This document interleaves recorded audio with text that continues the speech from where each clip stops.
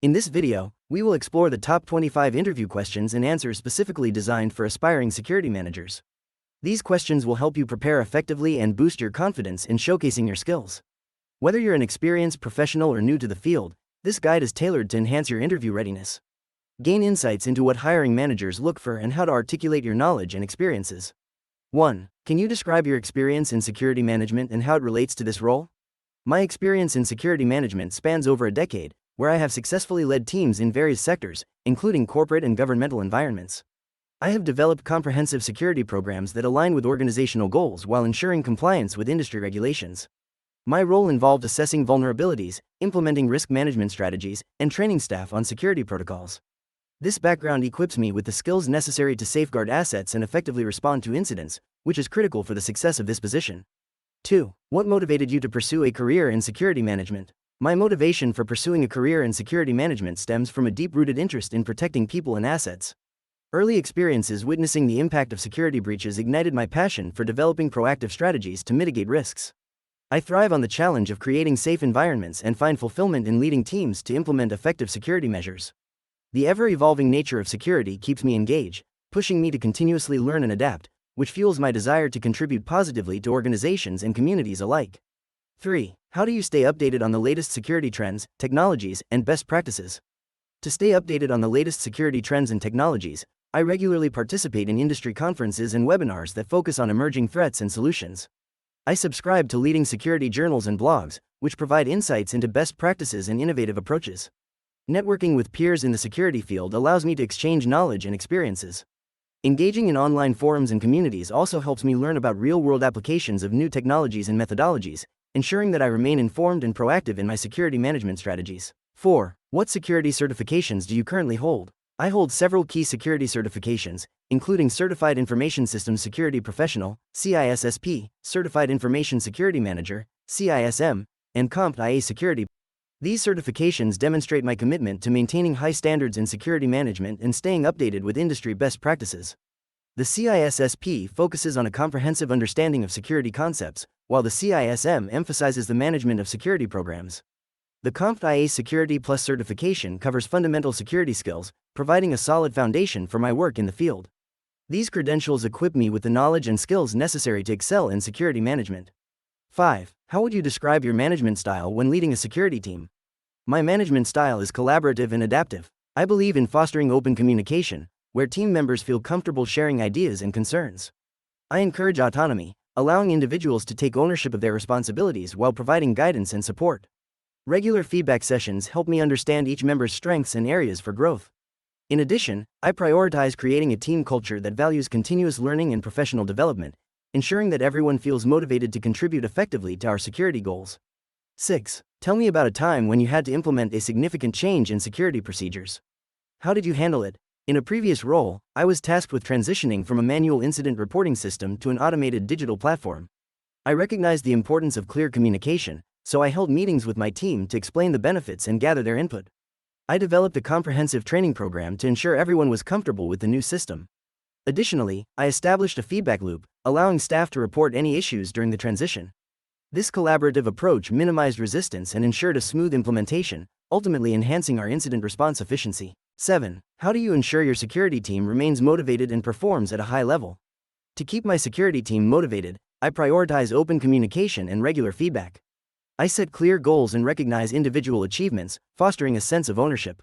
Encouraging professional development through training and certifications helps team members feel valued and capable. I also promote teamwork by organizing team-building activities and collaborative projects. Regularly discussing the impact of our work on the organization's safety reinforces the importance of their roles, creating a motivated environment where everyone strives for excellence. 8. Describe a situation where you had to manage a crisis. What was your approach? In a previous role, I faced a security breach involving unauthorized access to sensitive data. My approach began with immediate assessment to understand the breach's scope and impact. I quickly assembled a crisis management team, assigning roles and responsibilities to ensure an organized response. We communicated transparently with impacted stakeholders while implementing containment measures to prevent further access. After stabilizing the situation, I led a thorough investigation, analyzing vulnerabilities and enhancing our security protocols to prevent future incidents. This proactive approach fostered trust and reinforced our commitment to security. 9. What security systems and technologies are you most familiar with? I have extensive experience with a variety of security systems and technologies. I am proficient in video surveillance systems, including IP cameras and DVR, NVR setups, as well as access control systems like keycard and biometric scanners. My expertise also extends to intrusion detection systems and alarm monitoring software. Additionally, I have worked with cybersecurity tools, including firewalls, antivirus solutions, and SIEM, security information and event management systems. This diverse knowledge enables me to integrate physical and digital security measures effectively, ensuring comprehensive protection for the organization. 10. How do you approach conducting a comprehensive security risk assessment? Conducting a comprehensive security risk assessment involves several key steps. First, I identify and categorize assets, including people, information, and physical property. Then, I evaluate potential threats and vulnerabilities that could impact these assets. After that, I analyze the likelihood and potential impact of identified risks. Engaging stakeholders throughout the process is crucial for gathering insights and ensuring buy-in. Finally, I document findings and prioritize risks, recommending mitigation strategies based on the organization's risk tolerance and resources. This structured approach ensures a thorough understanding of security vulnerabilities. 11. What steps would you take to develop and implement a new security policy? To develop and implement a new security policy, I would first conduct a thorough assessment of the current security environment and identify vulnerabilities. Engaging key stakeholders is crucial for understanding their needs and concerns, so I would facilitate discussions to gather insights. Next, I would draft the policy, ensuring it aligns with industry standards and regulatory requirements.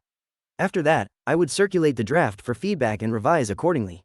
Finally, I would organize training sessions for staff to ensure they understand the policy and its importance, followed by regular reviews to keep it relevant.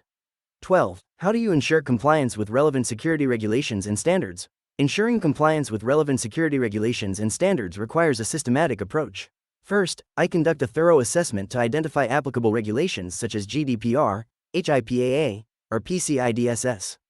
Next, I develop and implement policies and procedures that align with these regulations, ensuring that all team members are trained and aware of their responsibilities.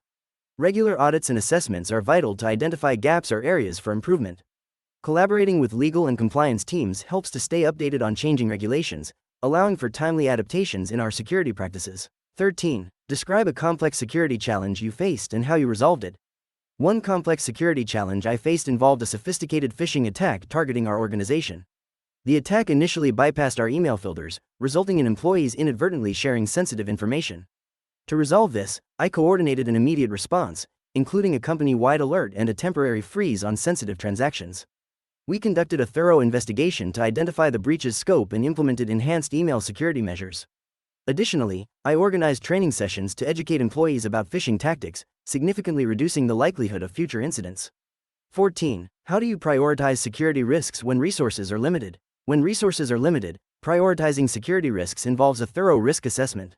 First, I evaluate the potential impact of each risk on the organization, considering both financial and reputational consequences. Next, I assess the likelihood of each risk occurring. Collaborating with key stakeholders allows me to identify critical assets and vulnerabilities that need immediate attention. I also focus on low-cost, high-impact solutions that can mitigate significant risks effectively.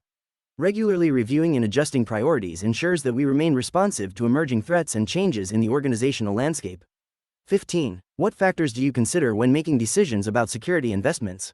When making decisions about security investments, I consider several key factors. First, I assess the organization's specific security needs and vulnerabilities, ensuring that the investment addresses critical risks.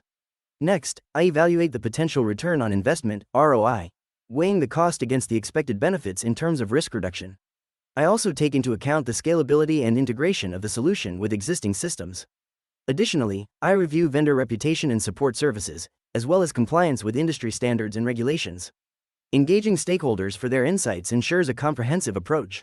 16. Tell me about a time when you had to make a difficult decision with limited information. When faced with a potential security breach that could compromise sensitive data, I had to act quickly despite having incomplete information. I gathered the available facts, consulted with my team, and assessed the possible risks. After analyzing the severity and potential impact, I decided to temporarily restrict access to certain systems until we could investigate further.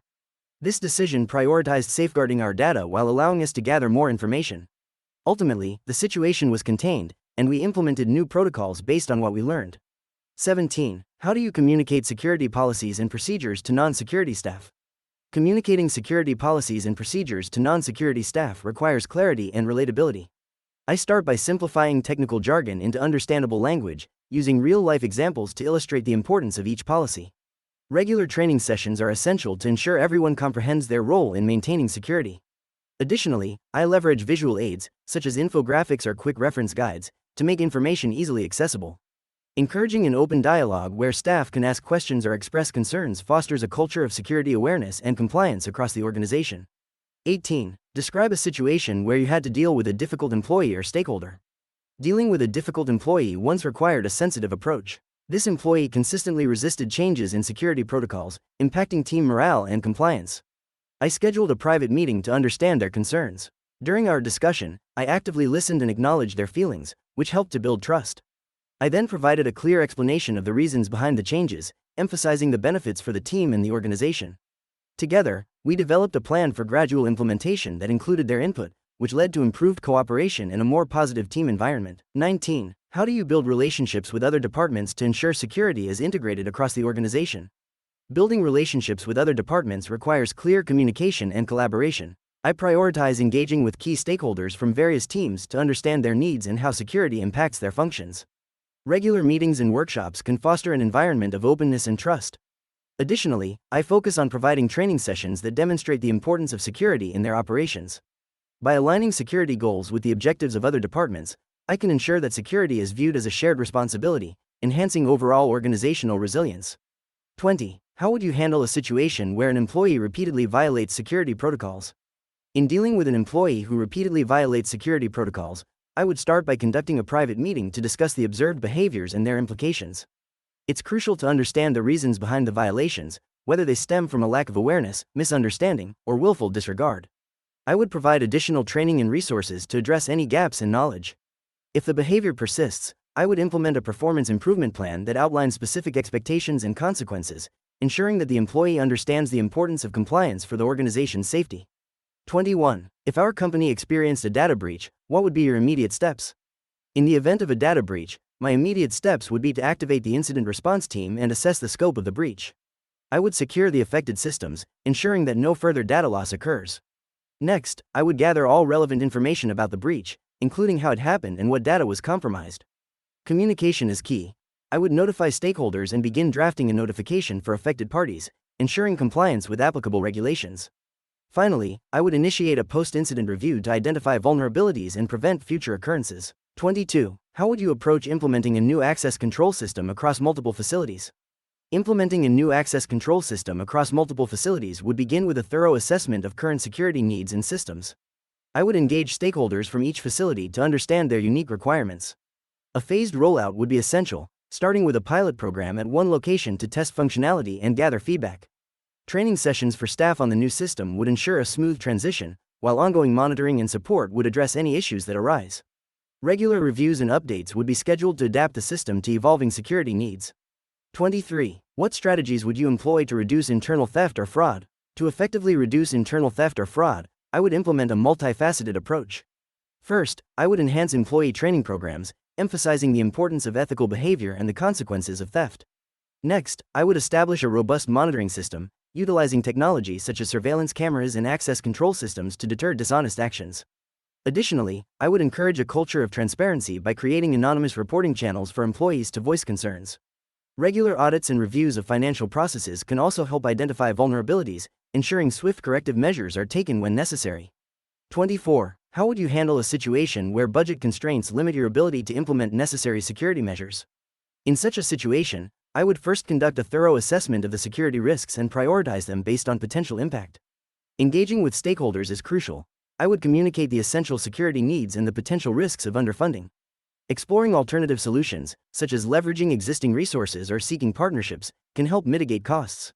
Additionally, I would present a phased approach for implementation, focusing on the most critical measures that align with the organization's priorities, ensuring that essential security is maintained within budget limitations. 25. If tasked with improving our current security posture, what would be your top 3 priorities in the first 90 days? In the initial 90 days, my top 3 priorities would focus on assessing existing security measures, enhancing team communication, and establishing a risk management framework. First, I would conduct a comprehensive evaluation of current security protocols and identify vulnerabilities. Next, fostering open lines of communication among team members and other departments would ensure everyone is aligned on security goals.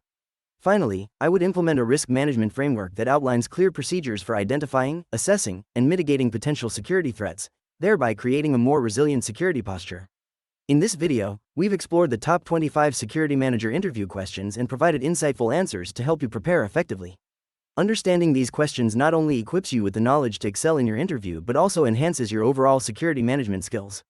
Remember, preparation is key to making a lasting impression. If you found this information helpful, please give us a thumbs up and subscribe to our channel for more valuable content. Your support encourages us to create even better resources for you. Thank you for watching.